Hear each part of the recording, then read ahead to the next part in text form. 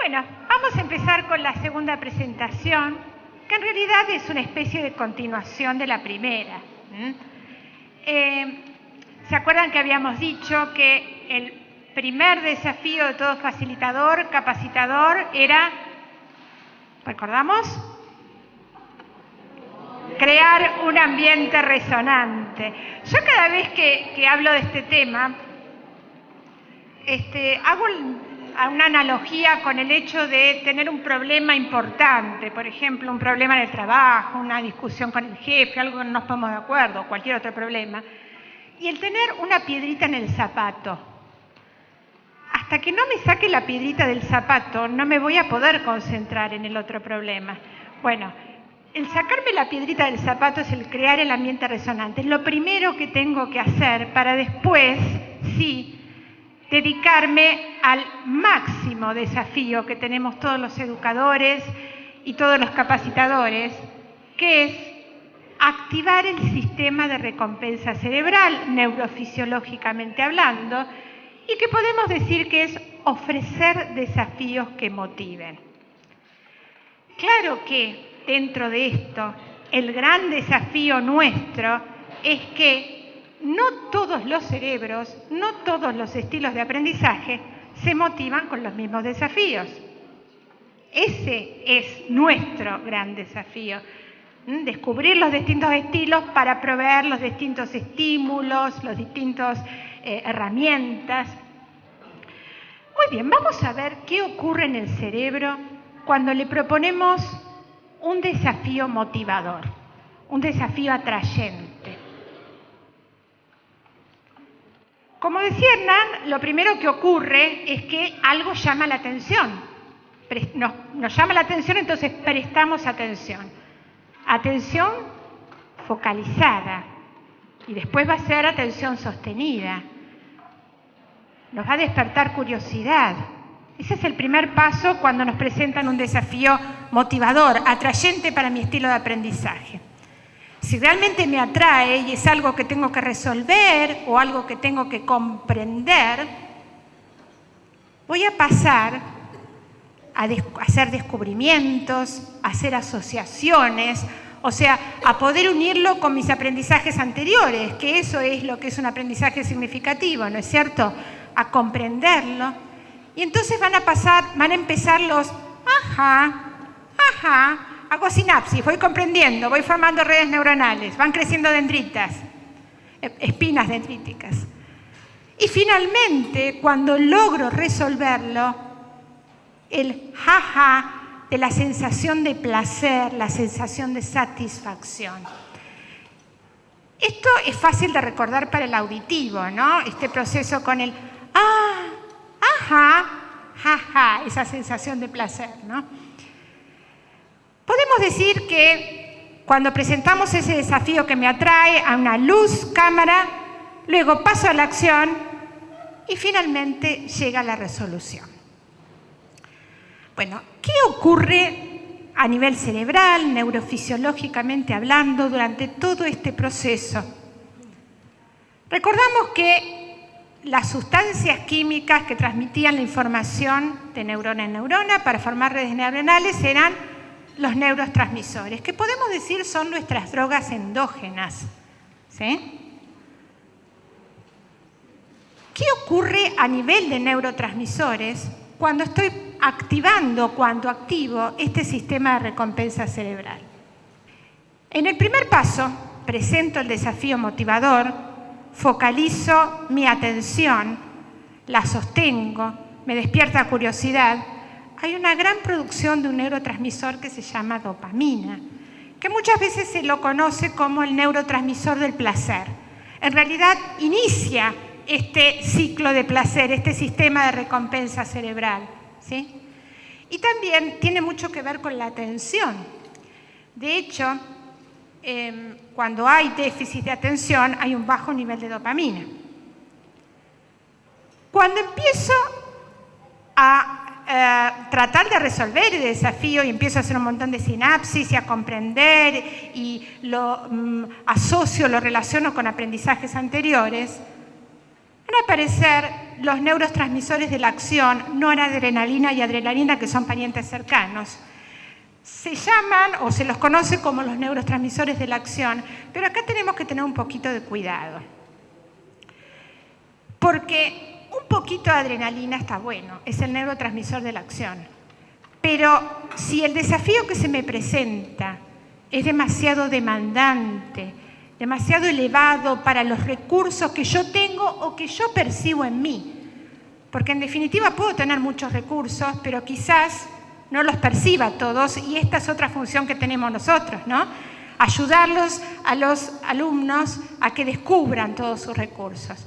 Bueno, pero si yo se me presenta un desafío y considero que no tengo los recursos necesarios como para poder afrontarlo, eso lo voy a vivir como una amenaza. ¿Se acuerdan que habíamos hablado de esto en la primera charla?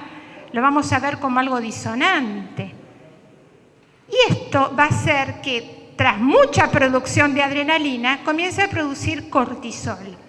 Y el cortisol es la hormona del estrés, que afecta muchísimo todo mi organismo, pero también afecta mucho mi cerebro y afecta especialmente al hipocampo.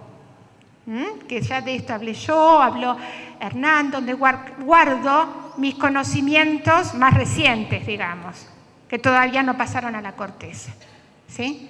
Entonces es muy importante cuando ofrezco los desafíos para que se inicie este sistema de recompensa cerebral, para que se inicie la motivación, para que se inicie el proceso de aprendizaje, que se inicie nomás, porque como dijimos, el aprendizaje no es automático, va a requerir repetición y tiempo. Tengo que tener primero presente que no todos se van a motivar con el mismo desafío.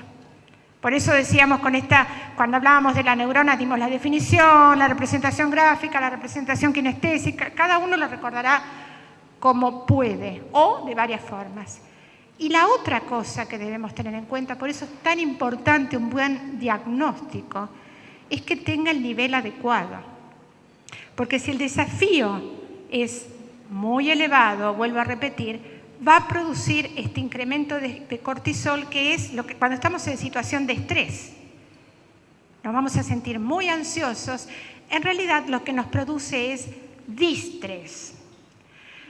Nosotros utilizamos la palabra estrés como sinónimo de distrés, pero en realidad el estrés es un concepto neutro. Yo podría llegar a definir el estrés como la resultante entre las variables de desafío y recursos.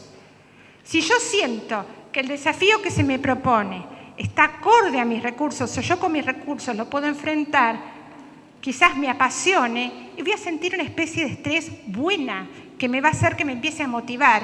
Y esto es lo que generalmente llamamos eustrés, que me llena de entusiasmo, que me hace engancharme en el desafío. Fíjense que entusiasmo, la etimología de la palabra entusiasmo, significa un Dios adentro. Es como si tuviéramos ese poder, esa pasión para poder comenzar con ese desafío. En cambio, vuelvo a repetir, si el desafío que propongo es muy elevado, son demasiados para los recursos que yo tengo, me voy a sentir que no puedo con ellos y voy a sentirme lo que técnicamente sería distresada, que es el estrés poco beneficioso, perjudicial, digamos. Bueno, si damos el desafío adecuado, entonces después pasamos a la acción y finalmente, cuando lo puedo resolver, voy a sentir esta sensación de placer, de satisfacción y va a haber una gran producción de serotonina, que es el neurotransmisor justamente de la satisfacción, de la serenidad, de la calma. Por eso cuando falta serotonina, generalmente nos sentimos deprimidos, por ejemplo. Este proceso lo puedo ver en cualquier experiencia de aprendizaje. Desde ver una obra artística y no entender hasta que el título me llama la atención o hay algo que me llama la atención y digo, y ahí focalizo, empiezo a hacer asociaciones, muchos ajá, hasta que finalmente el jajá, logré entender el mensaje que me quería transmitir el artista, o en un problema de matemática o donde fuere. Esto mismo, para repetirlo con novedad, lo vamos a dar con un acrónimo. No sé si recuerdan que dije que el acrónimo era también una estrategia mnemónica, que es una herramienta mental. Entonces, para recordarlo, vamos a utilizar en este caso un acrónimo que va a ser DAS.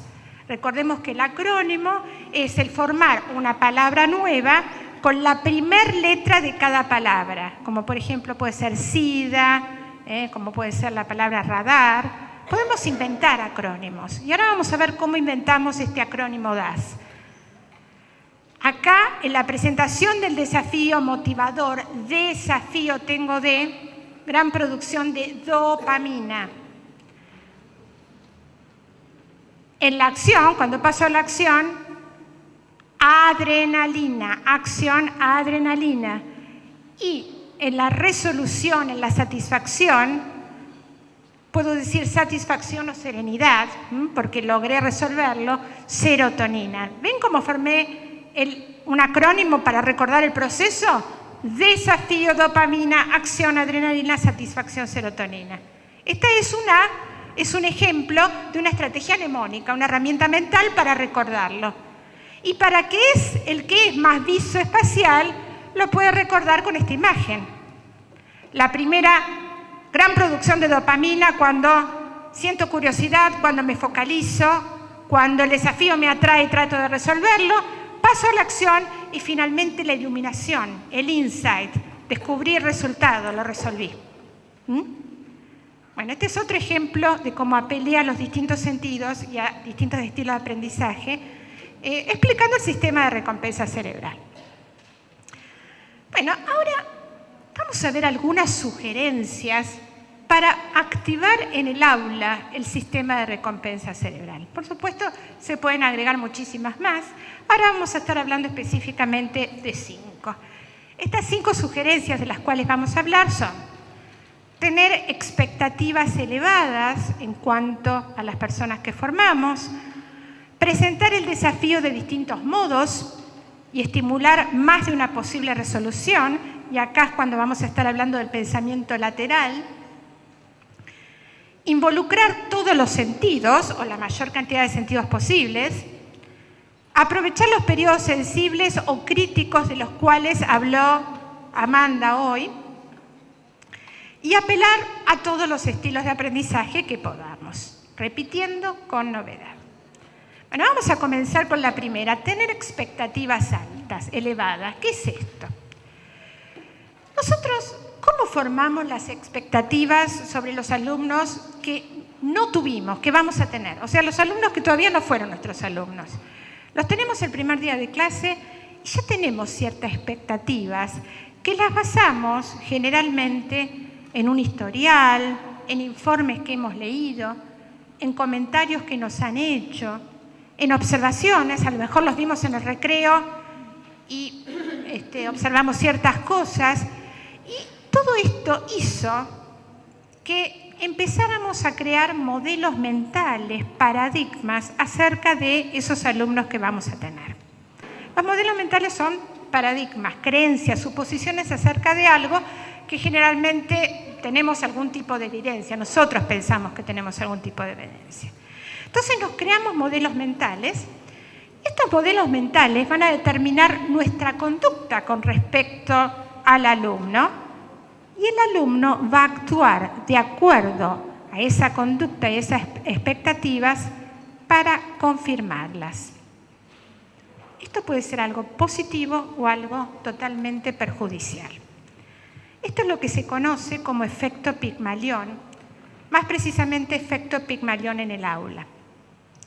Yo no sé si conocen una experiencia que se realizó en California, llevada a cabo por los doctores Jacobson y Rosenthal, que tomaron una institución, evaluaron el CI, el cociente intelectual de sus alumnos, y pusieron en un grupo a aquellos cuyo cociente intelectual era superior a la media, o sea, alumnos superdotados. Y les comentaron al grupo de profesores que iban a tener estos alumnos estas características. Miren, son alumnos cuyo cociente intelectual es muy elevado, pero tienen una característica que es lo que nos pasa a todos. Si no apelamos al estilo de aprendizaje que ellos tienen, les va a costar. Van a tener que probar distintas cosas hasta realmente lograr motivarlos, pero van a ver que los resultados que que van a tener son excelentes porque son realmente superdotados. Bueno, los profesores, sabiendo esto, actuaban distinto con este grupo de alumnos. Les sonreían más. Cuando veían que de una forma no funcionaba, no entendían, probaban otra hasta que finalmente entendían. Bueno, la verdad es que al finalizar el año los resultados fueron magníficos. Tanto es así que se volvió a testear el CI a estos alumnos y casi el 50% había elevado su CI en casi 20 puntos. Lo curioso fue que no era verdad que eran alumnos superdotados, habían sido tomados al azar. Se les había dicho al grupo de docentes que eran alumnos superdotados y esto hizo que sus expectativas fueran muy elevadas y que actuaran de distinta manera.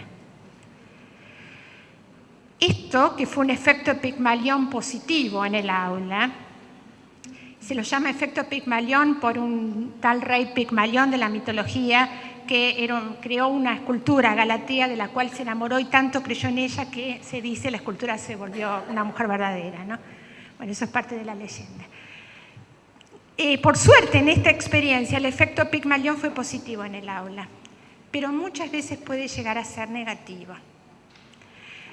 ¿Cuántas veces he escuchado, y quizás en alguna ocasión he caído también en esto, de decir, ¿otro García? ¿De la familia de los García? ¿Otro más? Ya pobrecito, etiquetado y crucificado. O haber leído algún informe y decir, y bueno, con este informe más que esto no puedo esperar a este chico.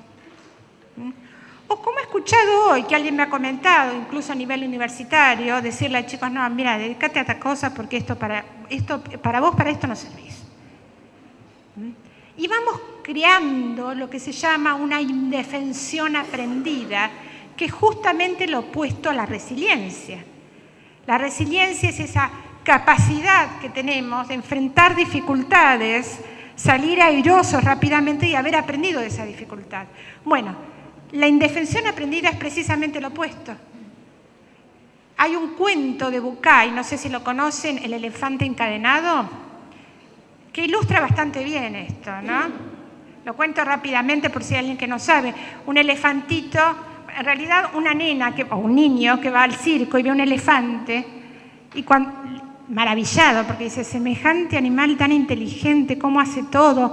Y cuando sale de la carpa, lo ve que está atado en una estaquita chiquitita, todos los demás enjaulados y el elefante atado con una estaquita, con una cadenita apenas ahí. Y va y le pregunta al dueño del circo, pero ¿cómo no se escapa el elefante? ¿Por qué no lo enjaulan? ¿Cómo le está en una estaquita tan chiquita y no pasa nada?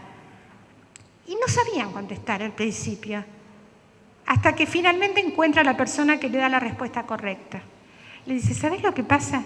Que cuando lo trajeron a este elefantito, era bebé, y lo ataron a esa estaquita.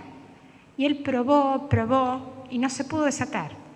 Al otro día volvió a probar, y no se pudo desatar. Y ya nunca más probó. Esto ilustra muy bien esto, que a veces sin querer nosotros también creamos esta indefensión aprendida en los niños o en las personas que vamos educando, e incluso lo hacemos con nosotros mismos. Nunca decir, no puedo. A lo sumo, no puedo todavía, pero no puedo definitivamente. Yo recuerdo siempre con mucho cariño un profesor de biología que tuve en secundario, que entró y el primer día nos dijo a todas, ustedes en mi materia tienen 10. ¿Cómo? Qué fácil va a ser esto. Nos miramos y nos dijimos todas. Tienen todo 10. De acá a que lo conserven hasta el final del trimestre es cuestión de ustedes. Pero el crédito que nos dio de entrada hizo que nosotros pusiéramos todo nuestro esfuerzo para mantener una nota alta. Entonces, darles crédito, creo en vos, y esa expectativa alta que tiene que ver con la profecía autocumplida que nos hacemos nosotros mismos, pero en este caso es con respecto al otro. No dejamos llevar, yo no soy muy amiga de leer los informes del año anterior, a menos que sea algo realmente necesario y que tengan que saber. Traten de conocer ustedes mismos a los alumnos. Y creo que a todos nos ha pasado alguna vez que cuando alguien nos dice algo, nosotros decimos, no, pero conmigo no es así. Porque de un año al otro los chicos cambian. Con que se haya ido un alumno, el grupo cambió. La docente que está enfrente es distinta, o sea, el ambiente cambió. No tiene por qué pasar lo mismo que ya pasó. Bueno, entonces esta es la primera sugerencia como para que pueda activarse este sistema de recompensa cerebral. La segunda es presentar el desafío de distintas formas y estimular más de una posible resolución. ¿Se acuerdan que hoy les comenté esto de que hicimos la experiencia de ir a 2 instituciones y explicar lo que era ser inteligente, y que le preguntamos a los chicos quién se consideraba inteligente? Y yo les di una definición de inteligencia, que era responsabilidad, la habilidad para responder. Bueno, podemos tener otra definición también muy interesante. Si vemos la etimología de la palabra inteligencia, la palabra inteligencia proviene del latín y significa entre, legere, escoger o leer. O sea, saber elegir entre varias alternativas, saber leer de distintas formas. Esto es ser inteligente también. Mi pregunta es, ¿les enseñamos a elegir a los chicos? ¿O les enseñamos cómo tienen que percibir? Les decimos, el proceso es así, así, paso por paso, hasta que llegan a una solución. Y después estamos contentísimos porque les propusimos una situación nueva, que sí, la temática es nueva, pero tiene que seguir los mismos pasos y llegar más o menos a la misma conclusión.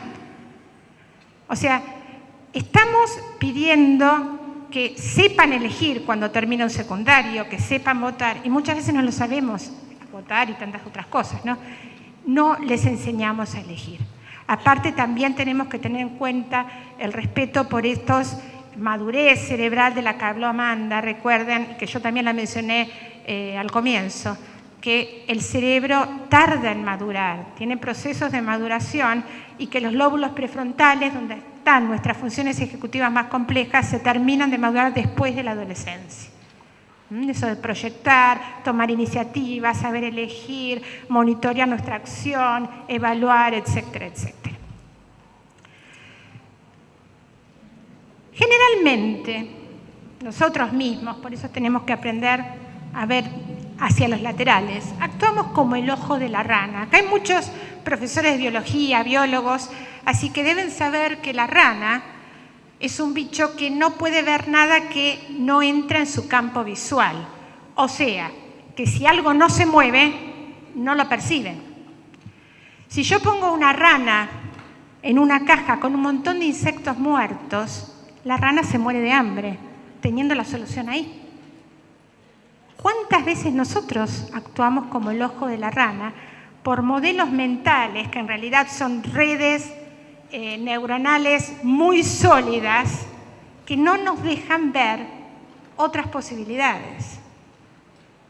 Claro, para ver otras posibilidades hay que desaprender y volver a aprender. Lo que decía Hernán, esto que es tan difícil desaprender. Es mucho más difícil enseñar algo cuando ya se aprendió mal que enseñarlo de cero. Entonces, cuando ya tenemos un aprendizaje, desaprenderlo y poder volver a aprender algo nuevo es muy difícil. Entonces somos como el ojo de la rana, seguimos el hábito, seguimos haciendo siempre lo mismo. Y como dijo Einstein, y como es uno de los pilares de la PNL, que dice, si siempre haces lo que siempre has hecho, siempre conseguirás lo que siempre has conseguido. Una forma muy simple de darnos cuenta de esto es cuando un amigo cambia el número telefónico.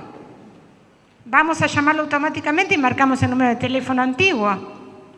Y la segunda vez también, y la tercera ya presto más atención, pero me cuesta. Tengo que empezar a formar una red neuronal nueva con el número nuevo de teléfono. Entonces, bueno, con esfuerzo, pero lo logro. Después capaz que voy otra vez y otra vez marco el viejo, porque todavía esa red está como muy débil, está muy fuerte la otra, hasta que al final termino consolidando la nueva red, el nuevo aprendizaje. Pero nos cuesta mucho no actuar como el ojo de la rana. Entonces después no los podemos transmitir a los demás. Fíjense este cómic de Tonucci, que a mí me encanta. No sé si lo conocen, a Francesco Tonucci, un gran pedagogo e ilustrador italiano. Está la docente enseñando las partes del árbol con un póster en pleno bosque.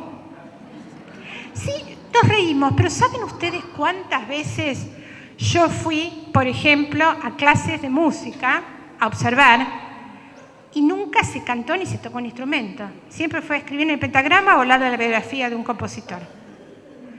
¿Cuántas veces he observado clases de geometría que tiene que ver más con lo matemático espacial que con lo matemático simbólico, con lo espacial justamente? Y en lugar de decir a los alumnos, bueno, busquen a ver acá, en este entorno donde hay un ángulo recto, un ángulo agudo, le hacían solamente dibujar el ángulo. ¿Cuántas veces fui a clase de biología como esta y les explicaban las partes de la flor o lo que fuera, adentro del aula, en un papelito, teniendo un parque inmenso en el mismo colegio? ¿Cuántas veces, con todos, pero sobre todo con niños pequeños que son puramente kinestésicos, y sobre todo cuando pasan a primer grado, le decimos, bueno, a partir de ahora te sentás, te quedás quieto y copiás? Y dejamos de lado todo lo que sea corporal, que es el aprendizaje que tienen más a flor de piel cuando son tan chicos. Siempre lo tenemos, y todo lo que pasa por el cuerpo es lo que mejor se recuerda, pero sobre todo a una edad tan temprana.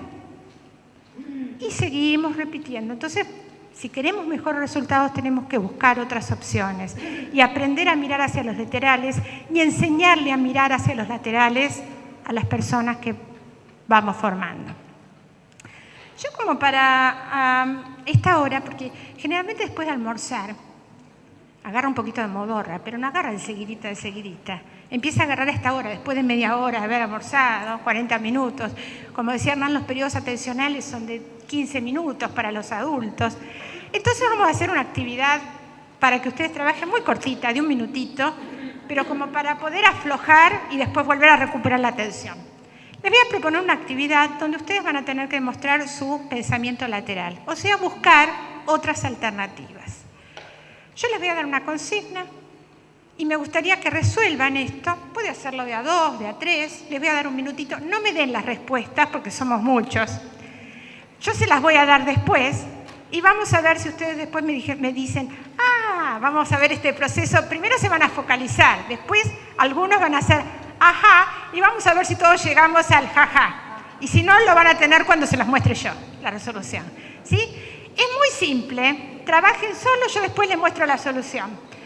La consigna dice, ¿sabría usted dibujar un cuadrado solamente con 2 rectas? O sea, dibujen un cuadrado solamente con 2 rectas. Les doy un minutito y les muestro la resolución a ver si la han podido hacer. Un minutito por reloj, ¿sí?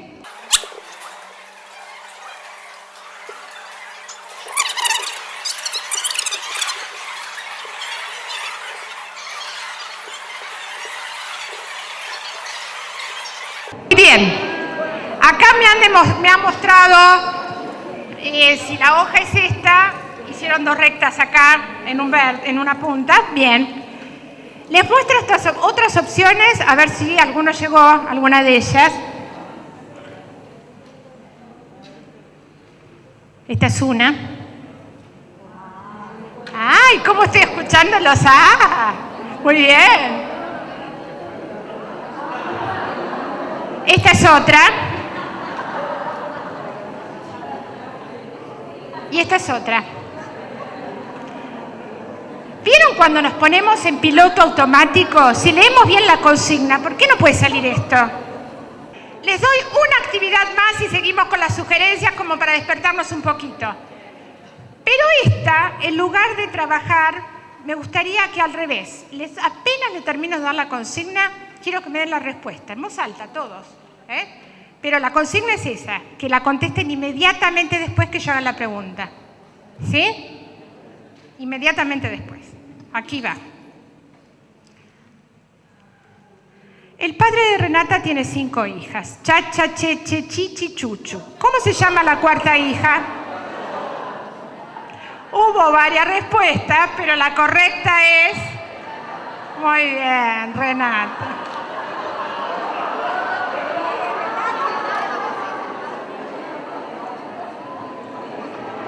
Muchos dijeron Renata, muy bien.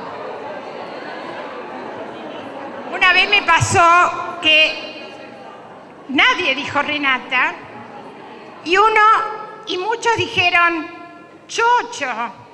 Y salta alguien, levanta la mano y dice, ¿cómo chocho? No, yo dije, estaba a decir Renata, dijo, chocha, me dice. Bueno, muy bien. Esto es simplemente una forma de mostrar cómo muchas veces actuamos en piloto automático. Esto es una cosa muy simple, pero en realidad esto nos pasa a diario, de actuar en piloto automático y actuar como el ojo de la rana y no poder ver las otras alternativas, ¿sí?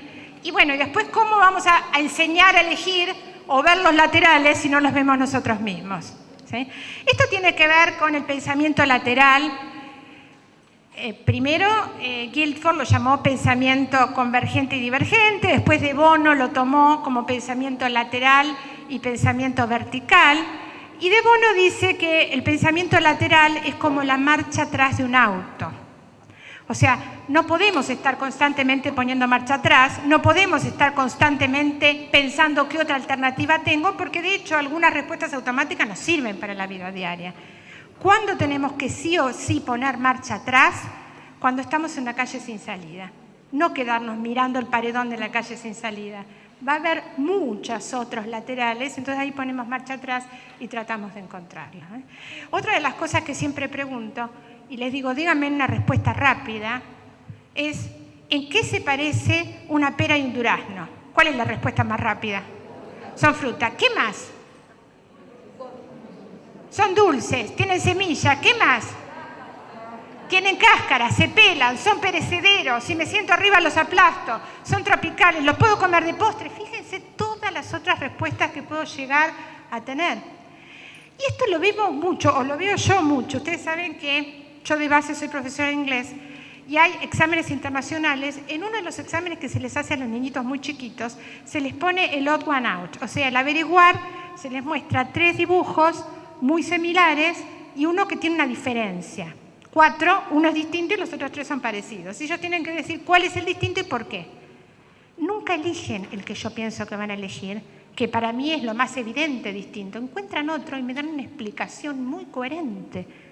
O sea, ellos tienen mucho pensamiento lateral. Tratemos de que no se pierda, ¿sí? Y esto va a tener que ver con las funciones de las que hoy habló Amanda, del hemisferio derecho, de las cuales vamos a hablar en un ratito.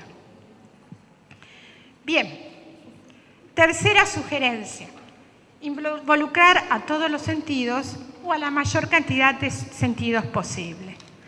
¿Por qué? Porque el aprendizaje es experiencia, todo lo demás es información. Es justamente lo que me estaba diciendo Juan hoy antes de comenzar la charla esta. Y esto tiene que ver también con lo que dijo Amanda. La información, si damos contenido, eso es información. Tenemos que apuntar a las competencias y pasarlo por la experiencia, ¿sí? Si realmente creemos en un aprendizaje constructivo, el proceso de aprendizaje es intrínseco. Nosotros lo que podemos hacer es proveer el estímulo, la herramienta, el desafío para que el otro se motive, cada uno se motive, inicie su proceso de aprendizaje, que neurofisiológicamente hablando sería iniciar el sistema de recompensa cerebral. Fíjense, esta es la pirámide del aprendizaje que también tiene que ver con lo que habló Hernán. ¿Cuánto tiempo retenemos la información? Esto de que estamos convencidos de que sabemos cuando la información, y solo información, quedó en la memoria de plazo intermedio. A mí me ha pasado muchas veces en secundario que me saqué 10, a la semana me entregaron el examen y digo, ¿yo escribí esto? Porque, claro, ya se me había olvidado. Como estaba en memoria de plazo intermedio, no podía creer que yo misma lo hubiera escrito. Y acá en esta pirámide del aprendizaje vemos el porcentaje de retención después de 24 horas según las cosas y las experiencias que tengamos, ¿sí? Si solo escuchamos, vamos a retener un 5%. Si leemos, un 10%. Si ya empezamos a utilizar más de un sentido, si se convierte en audiovisual, tenemos más posibilidades de recordarlo, un 20%. Si lo demuestro, un 30%. Y si ya paso a que sea yo el protagonista y no el docente, porque si quiero un aprendizaje constructivo somos facilitadores nada más. los alumnos son los protagonistas, si yo ya me involucro con el cuerpo y si yo experimento las cosas, si argumento, si realizo prácticas, si enseño a otros, ahí hay más posibilidades de que lo recuerde. O me van a negar que muchas de las cosas que realmente aprendimos, o sea que, como decía Hernán, salen de forma automática, que sería la cuarta fase del aprendizaje. Ustedes saben que la primera fase es no sé que no sé. O sea, hay cosas que no tengo ni la menor idea que existen. Después, cuando me enfrento con eso por primera vez, paso a la segunda fase, que es sé que no sé. Después paso a la tercera fase, que es sé que sé, pero todavía no aprendí. Recién aprendí cuando no sé que sé. O sea, me sale tan naturalmente lo que sé que ni me doy cuenta que lo sé. Esto lo vemos, yo siempre lo comparo con una segunda lengua porque es mi base, ¿no?, pedagógica. Al principio, los niños muy chiquititos, cuando vienen a estudiar una segunda lengua, decimos estudiar inglés, no saben lo que es el inglés. Después saben que es una forma de comunicarse. Yo me acuerdo que tenía un alumno, Pedrito, que todas las mañanas lo traían llorando. Lloraba. Bueno, un día lo traje a mi oficina y le digo, Pedrito, ¿por qué lloras todas las mañanas? Y Pedrito me dijo, porque yo quiero hablar como hablo. Él se dio cuenta que el inglés era otra forma de hablar. Estaba en el segundo periodo. No quería estudiar inglés, él quería hablar como hablaba, en su lengua madre. Entonces estaba en la fase de sé que no sé. Después Pedrito pasó a la fase de sé que sé y hablaba en inglés, pero le costaba. O sea, tenía que pensar cómo terminar la frase, hasta que llegó un momento que le salió en inglés naturalmente. El no sé, que es cuando realmente aprendí. Pero para eso tengo que haber pasado por la experiencia. Nosotros, vuelvo a repetir, yo por lo menos a mí creo que a muchos nos ha pasado, no terminamos de aprender las cosas hasta que no las enseñamos. Tuvimos un título, pero hasta que no nos pusimos a enseñar realmente eso que habíamos estudiado donde fuera, no lo aprendimos. Por eso es fundamental que los chicos lo experimenten y enseñen y preparen clases de los que les gusta a sus compañeros, a niños más pequeños. Esto es fundamental, pasarlo por la experiencia. Bien, cuarta sugerencia. El aprendizaje tiene periodos cruciales que hoy Amanda llamó periodos críticos. También habló de periodos sensibles, ¿sí? Los periodos críticos tienen que ver más con el desarrollo neuroanatómico del cerebro, los periodos sensibles más con el entorno.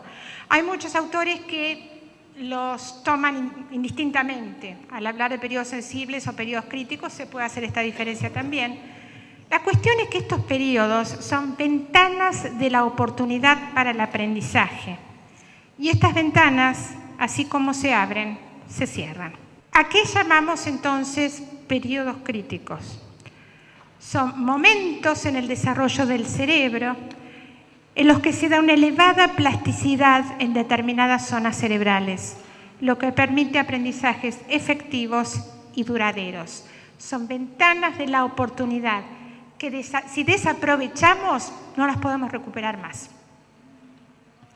Yo también, pasándolo a mi campo base, podría decir que el que no se expuso a una experiencia bilingüe frecuentemente antes de los 8 años, por ejemplo, no va a llegar nunca a ser bilingüe, por más que pueda aprender otro idioma. Pero bilingüe no va a poder llegar a ser. Y hay periodos críticos para casi todos los aprendizajes, para casi todos, ¿sí? Uno de los principales periodos críticos es hasta el 1 año y medio de edad. Acá hay periodos críticos para la parte motriz, para la parte lingüística, para muchas otras, pero sobre todo también para la parte afectiva. Si yo no logré el vínculo, los apegos y los afectos correctos durante esta etapa, voy a tener consecuencias de por vida. La parte intelectual y la parte emocional. Fíjense, acá tenemos las neuronas del recién nacido, neuronas de un bebé de 3 meses, la representación, ¿no? Y las neuronas de un niño de 15 meses. ¿Qué significan estas ilustraciones? ¿Que van teniendo más neuronas los niños? pueden ir creciendo espinas dendríticas, el saber ocupa lugar, esto es real. Pero lo que ocurre es que, ¿qué ocurre cuando aprendemos? ¿Qué dijimos? Se produce sinapsis, lo que hay es más conexiones.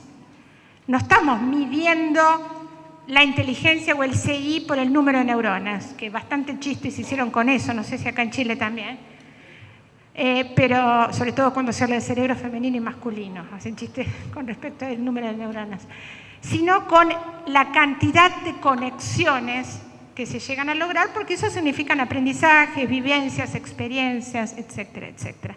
Por eso la estimulación temprana, porque el primer periodo crítico se da hasta el año y medio de edad, es vital, es crucial, es fundamental. ¿Cómo podemos definir a la estimulación temprana? Bueno, es toda actividad que propicia, fortalece y desarrolla las potencialidades del niño. ¿Qué ocurre si no aprovechamos este periodo crítico, por ejemplo? ¿Qué ocurre?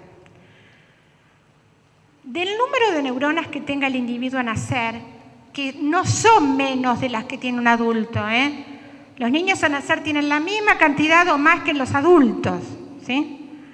Solo las que se conecten en los principales periodos críticos será el número de neuronas que tendría para toda la vida. Las que no se usan, mueren.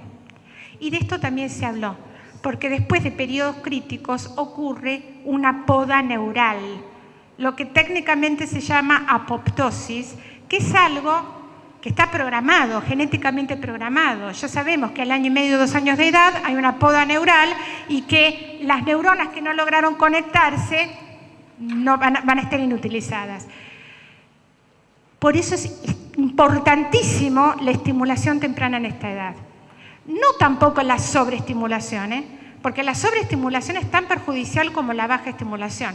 Es lo mismo que si yo una plantita la riego todo el día, todo el tiempo, la termino pudriendo. La estimulación adecuada, por eso tan importante es capacitarse y saber qué es lo adecuado, digamos, ¿no? Pero si se mueren más neuronas o desaparecen más de las que voy a necesitar para todos mis aprendizajes posteriores, me voy a ver en problemas.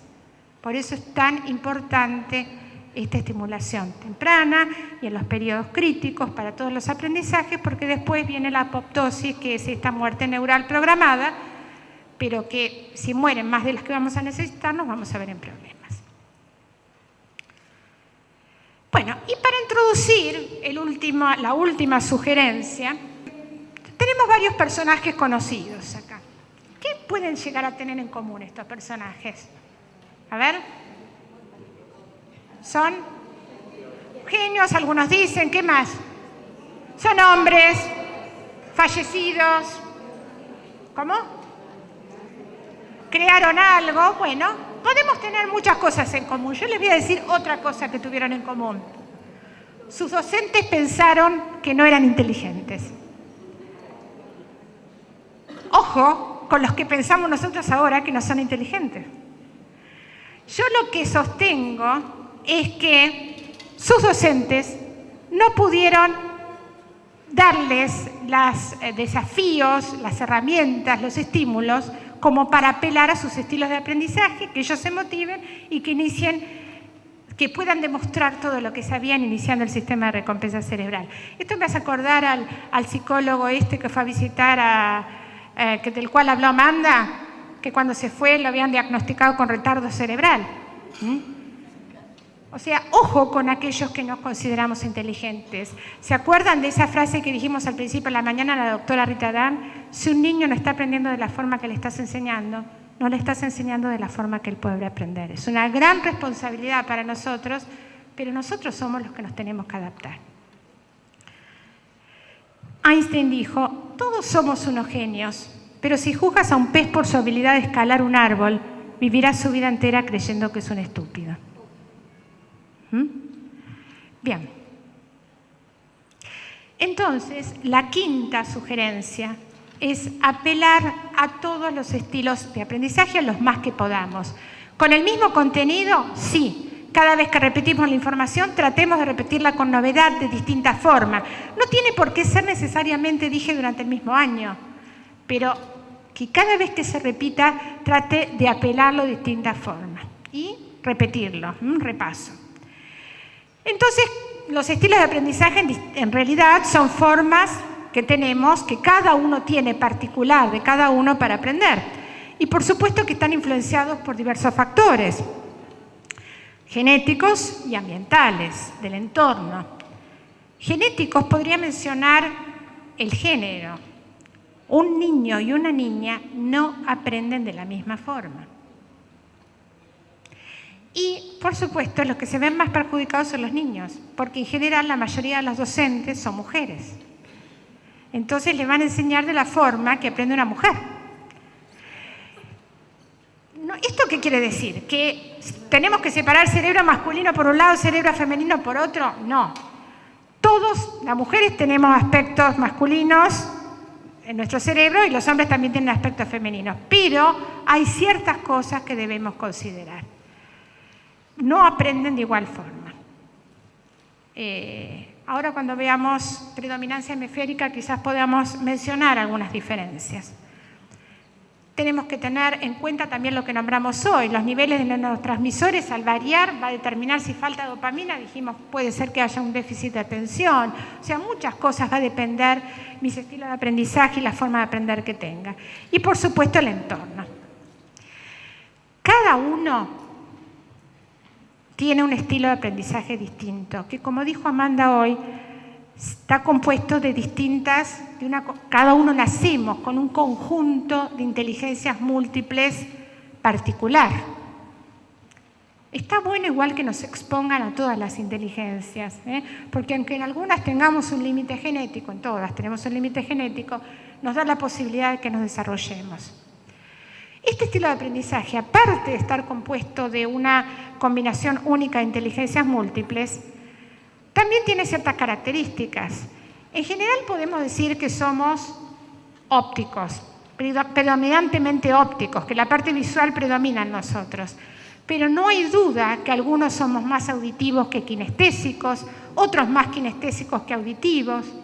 Va a estar el alumno que necesite ver la información, va a estar el otro que no le interesa verla, necesita escucharla, y va a estar el otro que necesita pasarlo por el cuerpo. Y si hacemos las tres cosas, mejor. ¿Cuántas veces nos ha pasado de tener un alumno, a lo mejor sentado al final, mirando para afuera y golpeando la lapicera, y le decimos, Juancito, por favor, ¿qué dije? Y Juancito me repite todo. Juancito no es visual, Juancito es auditivo, y estaba siguiendo con su ritmo lo que yo decía, y así fue como le quedó. Y va a estar el que necesita que me acerque y le diga, hay algo que te tengo que explicar, comprendiste, la parte kinestésica por lo afectivo va a entrarle mucho más lo que estoy tratando de explicarle, ¿sí? Esto nos pasa a los adultos también.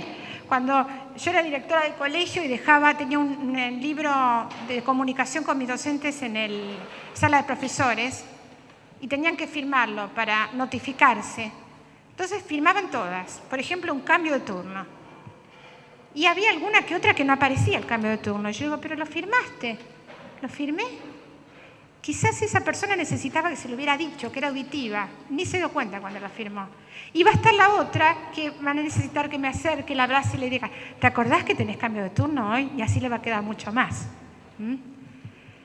O sea, tratar de pasar por todos los canales.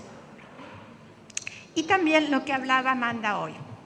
Si bien no hablamos de una dominancia hemisférica, sabemos que los hemisferios cerebrales se complementan, se necesitan, hay una predominancia funcional.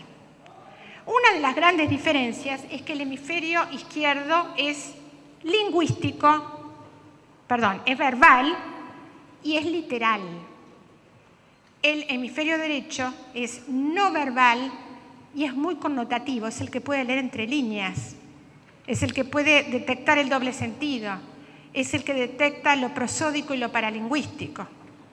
Si yo tengo un bebé acá y le digo, ¡qué bonito! Y si hay dos alumnos que en el fondo se están portando mal y les digo, ¡qué bonito, ¿Cómo se están portando? Para el hemisferio izquierdo es exactamente lo mismo. ¿Entendió? ¡Qué bonito! Porque es literal y es verbal. el que notó la diferencia, pero no entendió la palabra, por eso se necesitan los dos para comprender el mensaje.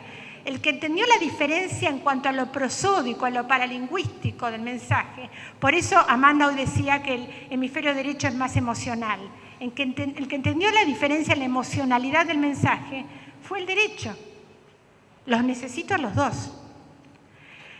En la escolaridad formal nos focalizamos bastante en el izquierdo, entonces vamos bastante al lenguaje, tratamos sí de que tengan una lectura comprensiva, pero generalmente somos muy lógicos, muy secuenciales, no apuntamos tanto a la intuición, a la emoción, a buscar alternativas. Hoy Amanda decía que el hemisferio derecho generalmente se relaciona con las niñas y con las mujeres más por todo esto, por eso es que la mujer más... ¿Qué es ser intuitivo? Es quizás no ir al detalle, percibir lo global, pero con eso poder sacar la inferencia correcta.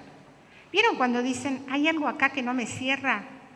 Hay algo que detectó el hemisferio derecho, que no lo puedo verbalizar, pero que seguramente, y eso es lo que llamamos intuición también, ¿sí? Bueno, el poder buscar alternativas, comunicación verbal, una percepción global, es connotativo, es el que sabe leer entre líneas, es el que sabe leer de distintas formas. Entonces estamos apuntando a la segunda definición que dimos hoy de inteligencia. Muy bien, entonces todo esto compone los estilos de aprendizaje. Mis inteligencias múltiples, mi conjunto de inteligencias múltiples, ¿qué canal de representación sensorial es mi preferido? ¿Soy más visual, soy más auditivo, soy más kinestésico? ¿Cómo resuelvo los desafíos? ¿De una forma más secuencial, cosa por cosa, hasta llegar a una conclusión?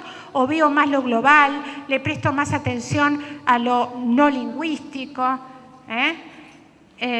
¿Puedo buscar alternativas? Hay una frase de Perrenot que ilustra todo esto que venimos diciendo, que dice, si se brinda la misma enseñanza a alumnos cuyas posibilidades de aprendizaje son desiguales, no mejor o peor, desiguales, distintas, solo es posible que se mantengan las diferencias entre ellos, acaso que aumente, porque vamos a seguir beneficiando solo a algunos y descuidando a todos los demás estilos de aprendizaje. Bueno, para finalizar, les quería decir que como educadores no podemos obviar la responsabilidad de conocer cómo aprende cada uno de nuestros alumnos y qué estrategias utilizar para desarrollar todo su potencial para que puedan convertirse en lo que están destinados a ser, una maravilla. Y si me permiten, para finalizar, les voy a leer un texto muy cortito de Pablo Casals que alude precisamente a esto. Cada segundo que vivimos es un momento nuevo y único del universo. Un momento que nunca volverá a ser de nuevo. ¿Y qué les enseñamos a nuestros niños? Les enseñamos que 2 más 2 es 4 y que París es la capital de Francia. ¿Cuándo les enseñaremos también lo que son? Debemos decirles a cada uno de ellos, ¿sabes lo que eres? Eres una maravilla, eres único. En todos los años que han pasado, nunca ha habido un niño como tú. Tus piernas, tus brazos, tus inteligentes dedos, la manera en que te mueves. Puede ser que te conviertas en un Shakespeare, en un Miguel Ángel o en un Beethoven. Tienes la capacidad para todo. Sí, eres una maravilla. Y cuando crezcas, ¿puedes entonces hacer daño a otro que sea como tú? ¿Una maravilla? Debes trabajar para hacer que el mundo sea digno de sus niños. Pablo Casals. Bueno, me despido con una frase. Lo he disfrutado muchísimo. Ha sido un placer seguir compartiendo esta jornada con ustedes en una frase en la que realmente creo, y les dejo mis contactos por si necesitan hacerme algún comentario, alguna pregunta, lo que necesiten. Muchísimas gracias. Bueno, y sigamos disfrutando de la jornada.